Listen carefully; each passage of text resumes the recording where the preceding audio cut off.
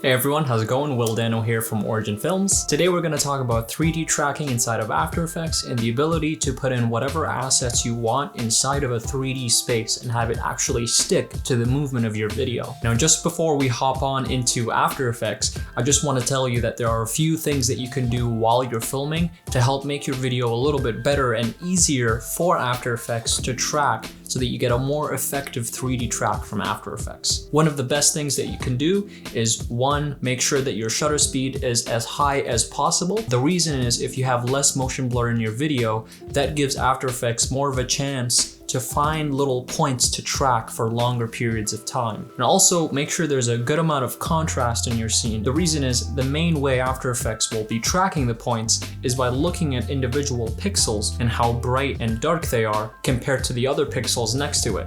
So it's best to have a lot of different textures across your video. But without further ado, let's hop onto After Effects. Drag your footage into a new composition, make sure it's selected, go to the tracker window, and click Track Camera.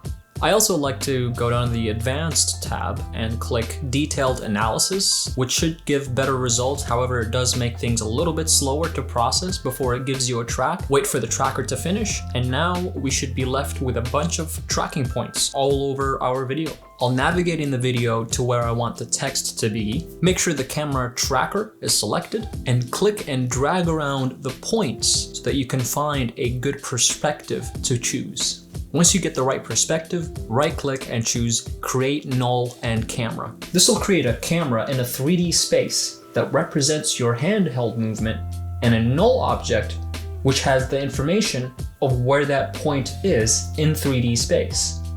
This will help us place any elements we want in the scene. I'll now create a text layer and toggle the 3D icon to make it 3D. Now the text is in the 3D space that we created, but not in the right spot. So what I'll do is I'll select the null object, click P, and that'll bring up the position parameters. Click on position and click Control C to copy the position parameters. And then go to the text, hit P, click on position, and hit Control V so that we paste the information from that null object. Now the text sticks to where that null object is. Now make sure that anchor point of the text is at the bottom of the text so that when you scale it up, it scales up upwards. Obviously rotate it and position it however you want. Then to add the shadow, I just duplicated the text by clicking Control D. Then you select the bottom text, rotate it along its x-axis so that it's laying on its back, add a tint effect to make it black, and then add a directional blur so that we add a little bit of blur on the shadow because usually shadows are not fully sharp. And then go to the opacity